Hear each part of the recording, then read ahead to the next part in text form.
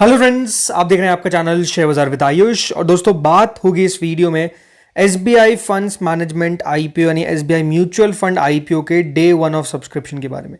आज पहला दिन था और पहला दिन दोस्तों किस तरीके का बीतता हुआ देखने को मिला इसके बारे में समझेंगे, जानेंगे रिस्पांस किस तरीके का आता हुआ देखने को मिला है क्यूआईबी से, किस तरीके का रिस्पांस है एचएनआई से, रिटेल से, इवन शेयर होल्डर कोटा से। राइट, इस आईपीओ में याद रखिएगा एक्स्ट्रा कैटेगरी है शेयर होल्डर कोटा और एम्प्लॉय कोटा, दो कैटेगरी है, बट हाँ मेजरली हम शेयर होल्डर कोटा पे बात करेंगे।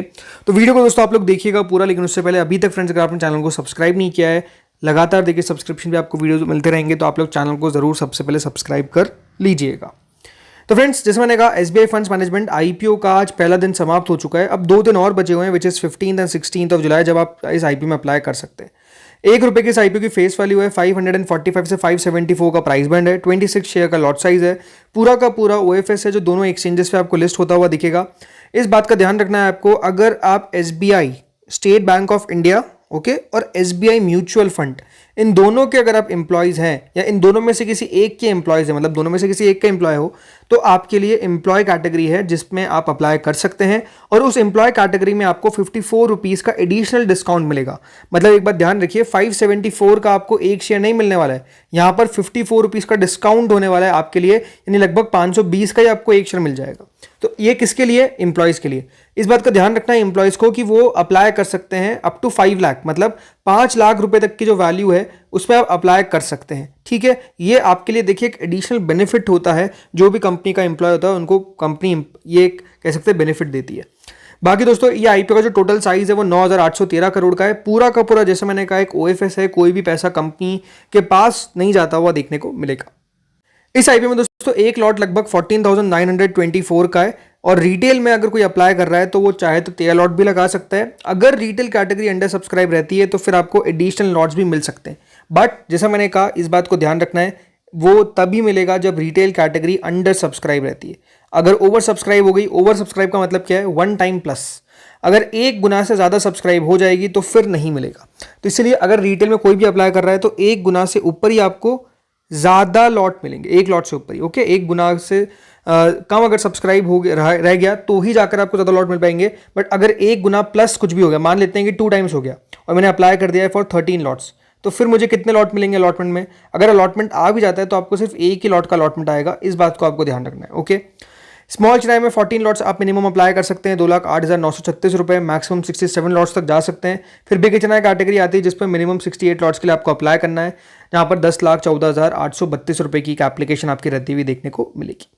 अब बात करते हैं दोस्तों यहाँ पर हर एक कैटेगरी को कितना कितना शेयर ऑफर किया गया है। तो क्यूआईबी को दोस्तों इस आईपीओ का टोटल 50% ऑफर किया गया है, जिसमें से कल कंपनी ने लगभग दोस्तों मतलब 50% दिया जाता है, लेकिन क्योंकि इस आईपीओ में 2 और कैटेगरीज आ गई तो टोटल 45% रहा। उसमें से भी कल कंपनी ने 27% एंकर से जुटा लिया है और बाकी का जो बचता है 18% वो कंपनी एक्स एंकर से जुटाती हुई नजर आएगी।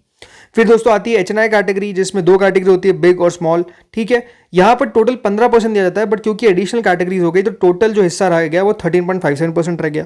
बिग एचएनआई को मिला है 9.05%, स्मॉल एचएनआई को मिला है 4.52%।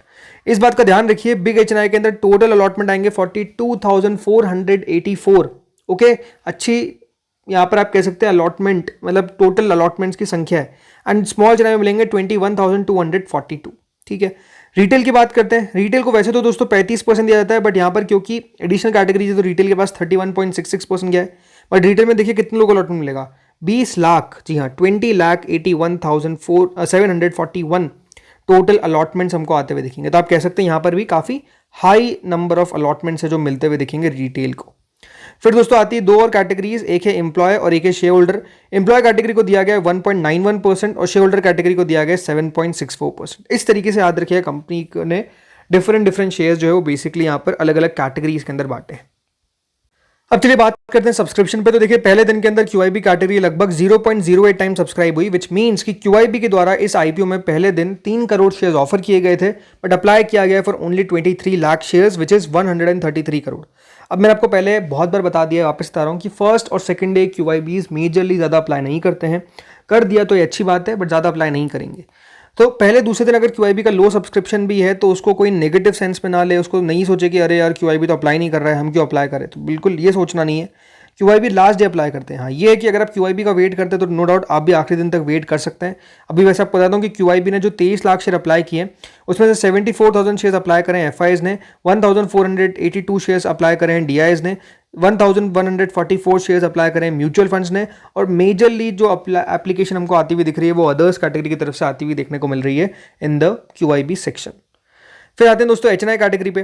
HNI पोर्शन देखिए पहले ही दिन के अंदर फुल्ली सब्सक्राइब हो चुका है। कितना 1.39 टाइम जो है वो टोटल आपको सब्सक्राइब होता हुआ देखने को मिला है HNI फर्स्ट डे के अंदर, यानी HNI की तरफ से फर्स्ट डे के अंदर ही दोस्तों 1,853 करोड़ रुपीस हमको आते हुए देखने को मिल गए। ये बात ध्यान रखिए, ये सिर्फ एक दिन का सब्सक्रिप्शन है।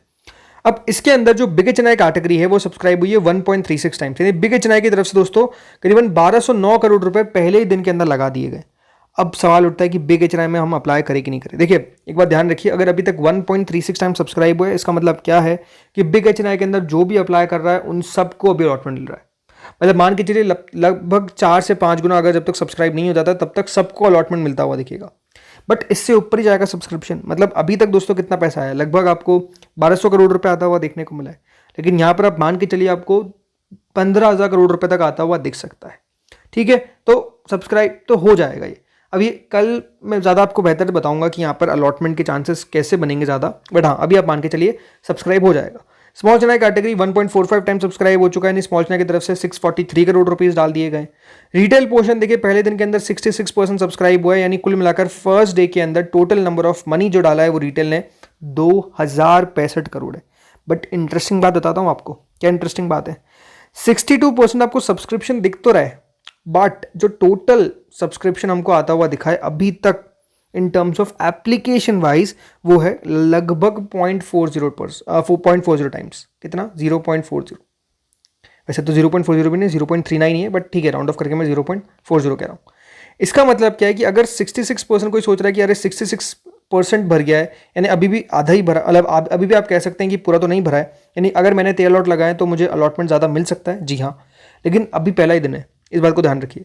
और रिजर्व ने कहा एप्लीकेशन वाइज तो 40% ही हुआ है, यानी अभी तक तो आप कह सकते हैं आधा भी नहीं भरा है। ठीक है, तो इसका मतलब क्या है कि अभी तो जो 13 लॉट लगा रहा है उसको 13 लॉट मिलने की संभावना है। बट जैसे मैंने कहा फर्स्ट डे है, अब फर्स्ट डे का मतलब ये है कि दोस्तों पहले दिन काफ़ी लोग होते हैं जो अप्लाई नहीं करते हैं, लोग अधिकतर लास्ट डे अप्लाई करते हैं। तो रिटेल कैटेगरी पूरी नहीं भरेगी ऐसा नहीं होने वाला है, रिटेल सब्सक्राइब हो जाएगी पूरी। कितना सब्सक्राइब होगी ये सवाल है। पहले ही दिन के अंदर 2,000 करोड़ रुपए आ चुके हैं। मेरे हिसाब से देखिए यहाँ पर रिटेल पोर्शन के अंदर कम से कम आप मान के चलिए 6 से 7,000 करोड़ रुपए आते हुए दिखेंगे, 6 to 7,000 करोड़। 3,000 करोड़ रुपए के आसपास रिटेल को दिया गया है। ओके, तो 6,000 करोड़ अगर हो गया तो 2 गुना हो जाएगा। मैं मानता हूँ एप्लीकेशन वाइज वो 1.5 गुना के आसपास रहेगा। ये रिटेल के अंदर तो अलॉटमेंट मिलने की संभावना बहुत ज़्यादा है। मतलब रिटेल के अंदर आप ये मान के चलिए कि 2 में से 1 अलॉटमेंट मिल जाएंगे। तो अगर आपके घर में 2 लोग हैं और दोनों में आप रिटेल में लगा रहे हैं तो पॉसिबिलिटी है कि एक को तो अलॉटमेंट लग ही जाएगा। ठीक है, किस्मत खराब हुई तो नहीं मिलेगा, ये आप कह सकते हैं। बाकी एम्प्लॉय पोर्शन 1 टाइम सब्सक्राइब हुआ है। अब एम्प्लॉय को छोड़ दीजिए क्योंकि एम्प्लॉय में अलग तरह की सब्सक्रिप्शन होता है।